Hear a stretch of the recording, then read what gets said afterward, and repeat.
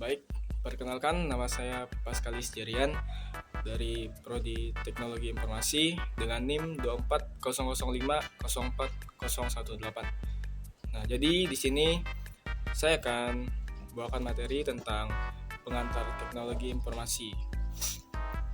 Nah, baik. Apa itu teknologi informasi? Nah, jadi teknologi informasi atau TI mencakup semua bentuk teknologi yang digunakan untuk menghasilkan, memproses, dan juga menyimpan data. TI melibatkan perangkat keras, perangkat lunak, jaringan, data, serta bagaimana semua komponen ini berinteraksi untuk mendukung komunikasi dan pengambilan keputusan. Nah, teknologi informasi sendiri juga terdiri dari beberapa kelompok, yaitu dari dua kelompok, yaitu perangkat keras dan juga perangkat lunak. Nah, untuk perangkat keras atau biasa disebut hardware adalah semua komponen fisik dalam sistem komputer yang dapat dilihat dan disentuh. Perangkat keras ini berfungsi untuk menjalankan sistem operasi dan perangkat lunak, serta melakukan berbagai fungsi input, proses, penyimpanan, dan juga output data. Nah, ada pun juga beberapa contoh dari hardware, yaitu yang pertama adalah Central Processing Unit atau biasa disebut juga dengan CPU yang biasa kita temukan di laptop ataupun HP. Nah, contoh dari CPU sendiri ada Intel Core, i7 dan juga AMD Ryzen. Kemudian ada RAM. RAM juga biasa kita temui di handphone dan juga memiliki beberapa tipe, yaitu ada RAM 4GB dan juga 8GB ataupun ada yang 16GB. Kemudian ada penyimpanan. Nah, untuk penyimpanan sendiri ada HDD dan juga SSD atau Solid State Drive. Kemudian ada motherboard yang biasa kita temui di PC dan juga laptop.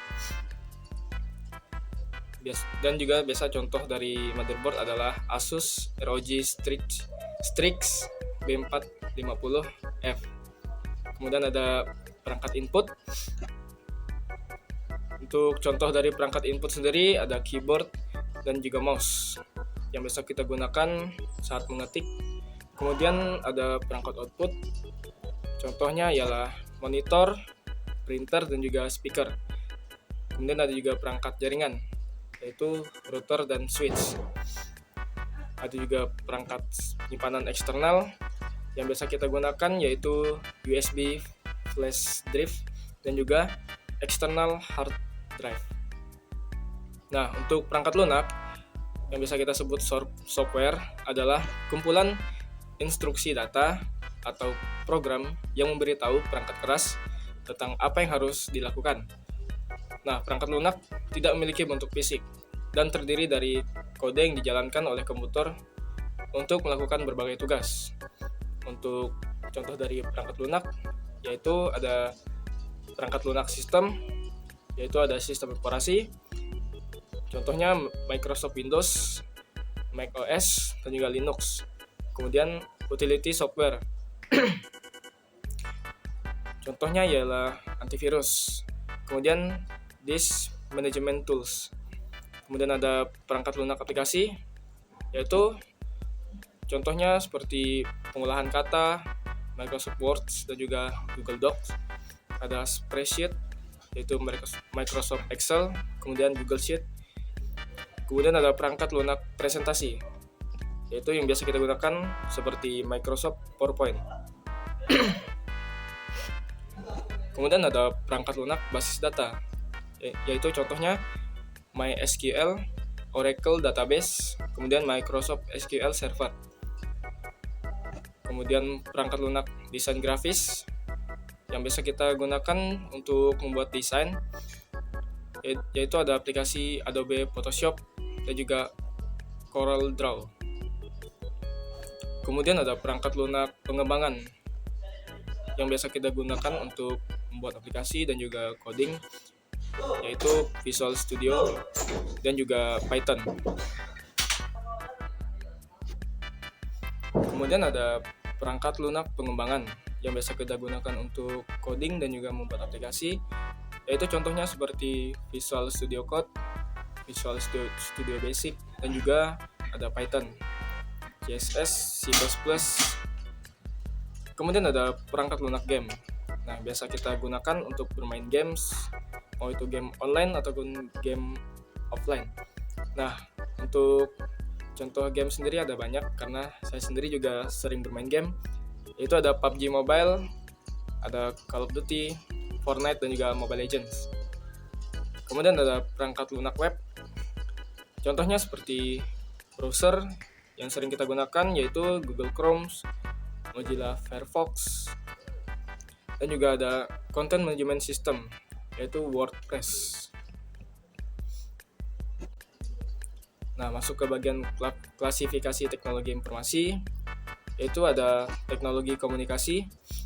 Nah, teknologi komunikasi adalah kumpulan alat, sistem, dan infrastruktur yang digunakan untuk mengirim, menerima, dan mengolah informasi antara individu atau kelompok. Teknologi ini memungkinkan komunikasi jarak jauh secara lebih cepat dan lebih efisien, baik melalui suara, tulisan, gambar, atau data digital. Perkembangan teknologi komunikasi sangat pesat terutama dengan kemajuan teknologi informasi dan internet. Nah, contoh teknologi komunikasi yaitu ada telepon seluler atau smartphone yang bisa kita gunakan sehari-hari. Kemudian ada email, yaitu teknologi komunikasi berbasis internet yang memungkinkan pengiriman pesan tertulis secara digital ke alamat email lain di seluruh dunia.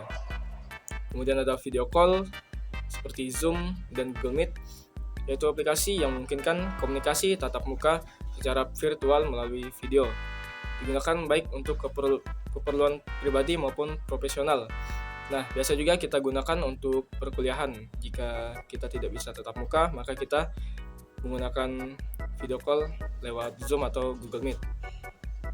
Kemudian ada media sosial seperti Facebook, Instagram, dan Twitter, yaitu platform memungkinkan pengguna berbagi informasi, gambar, video, dan juga pesan dalam waktu nyata dengan audiens global. Kemudian ada radio dan televisi, merupakan teknologi komunikasi yang memungkinkan penyebaran informasi secara luas melalui siaran suara dan gambar. Kemudian ada teknologi basis data, yaitu teknologi yang digunakan untuk mengolah, menyimpan, mengakses, dan memanipulasi data secara terstruktur dan sistematis. Basis data atau database merupakan kumpulan data yang diorganisir sedemikian rupa sehingga dapat diakses, diubah, dan dikelola dengan mudah. Teknologi ini merupakan pengolahan data dalam jumlah besar secara efisien dan aman, serta mendukung berbagai aplikasi bisnis, ilmiah, ataupun teknologi. Nah, contoh dari teknologi basis data adalah MySQL, yaitu sistem manajemen basis data relasional open source yang banyak digunakan dalam aplikasi web untuk menyimpan dan mengolah data. Kemudian ada Oracle Database, yaitu salah satu sistem basis data komersial yang kuat. Sering digunakan untuk perusahaan besar untuk mengolah data dalam skala besar dan kompleks. Oracle juga mendukung fitur-fitur canggih seperti clustering dan replikasi data. Kemudian ada MongoDB, yaitu basis data NoSQL yang menyimpan data dalam format dokumen berbasis JSON. Kemudian ada Microsoft SQL Server, yaitu sistem manajemen data relasional yang dikembangkan oleh Microsoft. SQL Server sering digunakan dalam lingkungan bisnis untuk mengelola data, transaksi laporan, dan analisis data. Kemudian ada PostgreSQL, yaitu basis data open source yang dikenal stabil dan mendukung fitur-fitur canggih seperti ekstensibilitas dan kepatuhan standar SQL. Kemudian ada teknologi perangkat lunak. Nah, teknologi perangkat lunak merujuk pada kumpulan program, data, dan dokumentasi terkait digunakan untuk menjalankan tugas-tugas tertentu pada komputer ataupun perangkat elektronik. Perangkat lunak atau biasa disebut software berfungsi sebagai penghubung antara pengguna dan perangkat keras, memungkinkan komputer untuk melakukan berbagai operasi sesuai dengan instruksi yang diberikan. Nah, ada pun juga beberapa contoh dari teknologi perangkat lunak. Yang pertama ialah sistem operasi ataupun operating system, yaitu Microsoft Windows, yaitu sistem operasi yang banyak digunakan pada komputer pribadi, menyediakan antarmuka grafis untuk memudahkan pengguna dalam berinteraksi dengan komputer. Kemudian ada macOS, sistem operasi untuk komputer Mac yang biasa dikembangkan oleh Apple, dikenal dengan desain yang elegan dan integrasi yang baik dengan perangkat Apple lainnya. Kemudian ada Linux, yaitu sistem operasi open source yang digunakan pada berbagai perangkat, mulai dari server hingga smartphone. Ada juga perangkat lunak aplikasi atau application software seperti Microsoft Office, Adobe Photoshop, dan juga Google Chrome. Kemudian ada perangkat lunak utilitas atau utility software seperti antivirus dan juga disk defragmenter. Kemudian ada bahasa pemrograman atau programming language seperti Python, yaitu bahasa pemrograman yang populer yang digunakan untuk pengembangan web, analisis data, dan seperti kecerdasan buatan atau AI. Kemudian ada Java, yaitu bahasa pemrograman yang digunakan untuk membangun aplikasi berbasis web, mobile, dan desktop. Kemudian selanjutnya ada teknologi keamanan informasi. Kemudian teknologi keamanan informasi adalah sekumpulan alat, metode, dan prosedur yang digunakan untuk melindungi informasi dari ancaman seperti akses tidak sah, perusakan, pencurian, ataupun gangguan seperti hacker yang membobol data kita.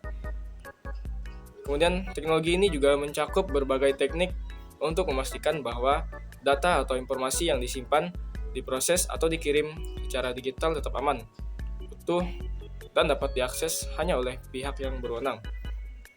Keamanan informasi mencakup 3 aspek utama yang dikenal sebagai CIA, yaitu confidentiality atau kerahasiaan, yaitu melindungi informasi dari akses oleh pihak yang tidak berwenang. Kemudian ada integrity atau integritas, memastikan bahwa data tetap akurat dan tidak diubah secara tidak sah. Kemudian ada availability atau ketersediaan, menjamin bahwa informasi tersedia untuk pengguna yang sah kapanpun diperlukan. Nah, untuk contoh teknologi keamanan informasi ada firewall, yaitu sistem keamanan jaringan yang memonitor dan mengontrol lalu lintas berdasarkan aturan keamanan yang ditetapkan. Ada enkripsi, yaitu proses mengubah data menjadi kode atau format yang tidak dapat dibaca tanpa kunci enkripsi. Kemudian ada antivirus dan juga anti-malware, yaitu program yang mendeteksi dan menghapus perangkat lunak berbahaya seperti virus. Nah, kemudian berikutnya ada autentifikasi multifaktor atau MFA, yaitu sistem keamanan yang memerlukan lebih dari satu bentuk verifikasi sebelum memberikan akses. Kemudian ada Instruction Detection System atau IDS, yaitu alat yang mendeteksi dan mencegah upaya akses tidak sah atau serangan pada jaringan.